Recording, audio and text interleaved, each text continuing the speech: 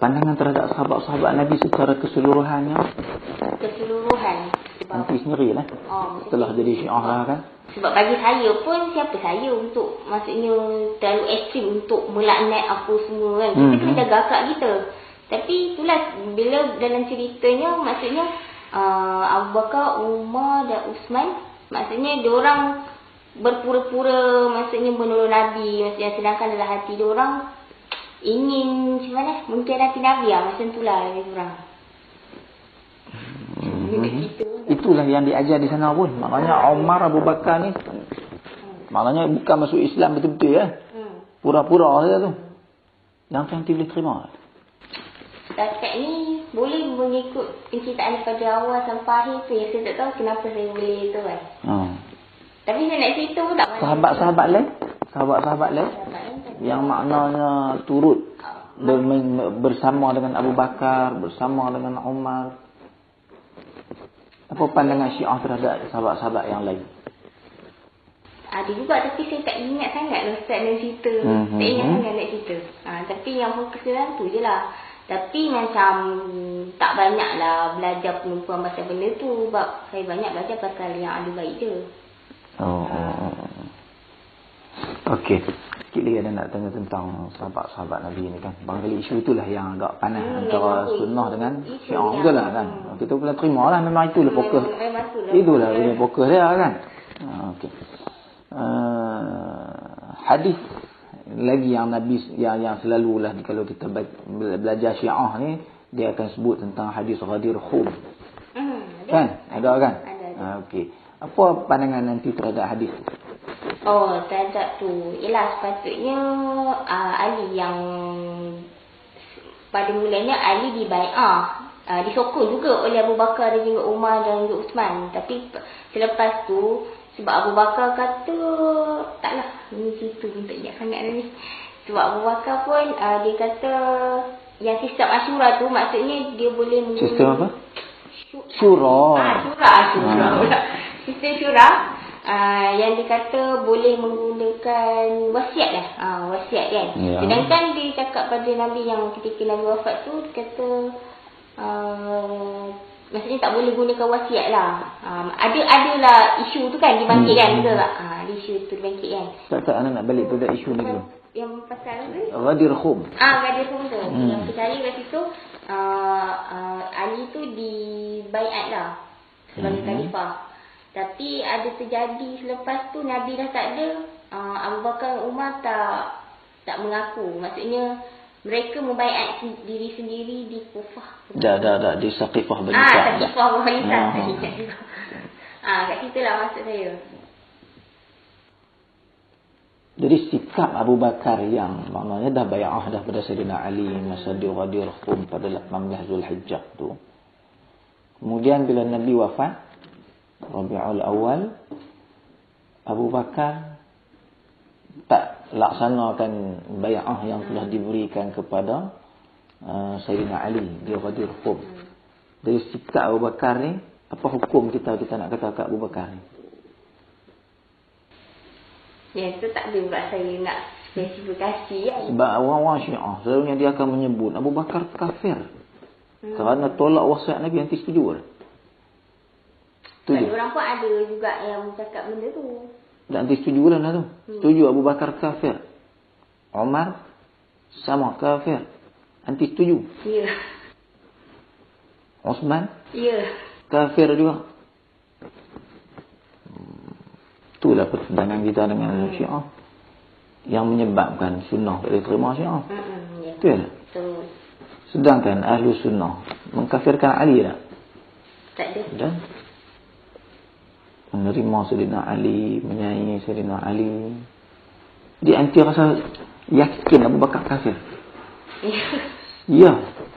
Umar kafir. Ya. Apa benda yang dilakukan oleh Abu Bakar dan Umar yang sampai dia yakin mereka dua ni kafir? Ada banyak, tapi saya sudah yang paling pokok ni. Pokok. Itulah dia tidak menerima wasiat Nabi. Itu saja. Yang tu yang takkan perkara tu boleh menjadi orang kafir? Kalau syirik, kalau dia syirik kepada Allah Ta'ala, barangkali dia kafir lah. Sebab ialah sebelum dia masuk Islam pun agak lewat kan. Siapa? Umar, Abu Bakar. Umar lambat sikit. Tapi Abu Bakar awal masuk Islam. Abu Bakar, Umar, tak ingat. Umar lewat lebih kurang tahun ke-6 lah. Kurang. Jadi kenapa dia jadi kafir dengan tak bai'ah Ali? Ada Ustaz, tapi saya tak ingat. Tak ingat, kena baca balik lah. Maksudnya kena buka balik. Okey, kalau kita baca sejarah zaman Sayyidina Abu Bakar kan. Abu Bakar ada. Ya. Okey, mesti ingat balik. Okey, macam ni. Masa tu Fatimah dalam Nahjul Balaghah. Yang itulah nak sebut. Okey, Nahjul Balaghah tu pun sebab apa? Sebab yang pergi ke Abu Bakar ke rumah. Umar pergi ke rumah Fatimah Az-Zahra. Sedangkan Fatimah Az-Zahra tak mau bai'ah. dia tak mau bai'ah lah. Maksudnya pergi dari rumah dia kan. Tapi diorang ni tak peduli diorang bakar rumah Fatimah Az-Zahra. Bakar ke belum bakar lagi? Diorang bakar lah. Bakar rumah Fatimah. Diorang bakar. Lepas tu sebab Fatimah seorang yang ada di rumah. Ali pun ada. Semua ada. Siapa lagi?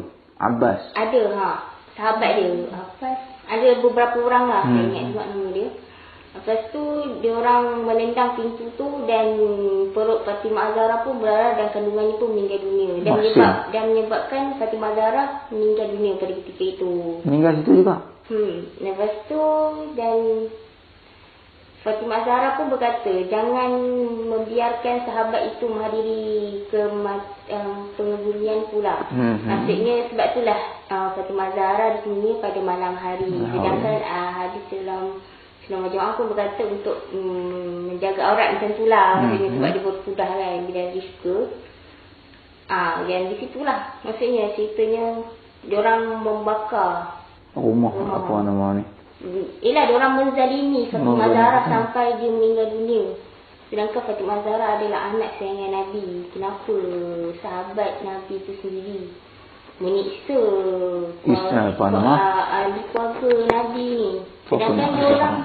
Sedangkan mereka sahabat Nabi kan. Kenapa diorang melakukan macam Syiah Rafidah, dia tak solat 5 waktu Ustaz. Syiah Rafidah. Diorang tak solat 5 waktu. Diorang yang mengukuhkan badan. Itu ada sejarah diorang lah. Macam mana kejadiannya benda. Kalau Imamiyah diorang solat tapi 3 waktu lah. 3 waktu. Subuh adalah dalam surah apa surah yang ke-78 ayat ke berapa lah. Lebih kurang lah. Katakan tersolat pada subuh, petang dan bila dah gelap malam kan. Maksudnya kita orang menunggu maghrib dengan isyak tu sekali bila dah betul-betul malam. Maksudnya bukan waktu siang. Jadi sembahyang maghrib dengan isyak sekaligus. Sekaligus maksudnya macam mana? Maksudnya 8 rakaat lah. Dan seperti yang macam mufti tu kata, kita orang menggunakan niat tu yang ada pasal waliyullah yang kita orang punya syahadat. Itu tak betul Ustaz. Yang betul macam mana? Satu-satu kita balik cerita sembahyang dulu sebab kita cerita bab syahadah pula. Banyak kan nak tanya ni. Okey. Yang bab sembahyang ni cuba cerita sikit. Yang subuh macam biasalah 2. Subuh sembahyang 2 rakaat macam biasa. Kemudian Zuhur, Asar tu 8 rakaat lah, 4. Subuh, lepas tu subuh ke 2 rakaat. Lepas tu Zuhur dengan Asar. Lepas tu Maghrib dengan Isyak. Zuhur Asar sembahyang masa mana? Maksudnya antara petang tu lah. Selepas Zuhur kat sini masuk dengan 5 minit ke atas, 10 minit ke atas. Selepas masuk Zuhur. Terus sembahyang dua-dua sekali. Jamak 8 rakaat lah sembahyang. Jika tak berkesempatan maksudnya di luar ke apa ke, macam lewat sikit lah. Lewat sikit. Bukan sembahyang dalam waktu asar. Maksudnya sembahyang dalam waktu asar pun boleh, dalam waktu Zuhur pun boleh. Maksudnya bagi kami itu adalah jangka masa dia. Boleh sembahyang pada mana-mana masa sepanjang masa Zuhur sampai ke. Tapi kalau macam silap kita saja nak lengah-lengahkan benda tu, maksudnya. Okey. Sebab bagi kami pun macam lewat luar pun dosa juga. Kalau Isyak dengan Maghrib? Maghrib dengan Isyak lah sekali. 2.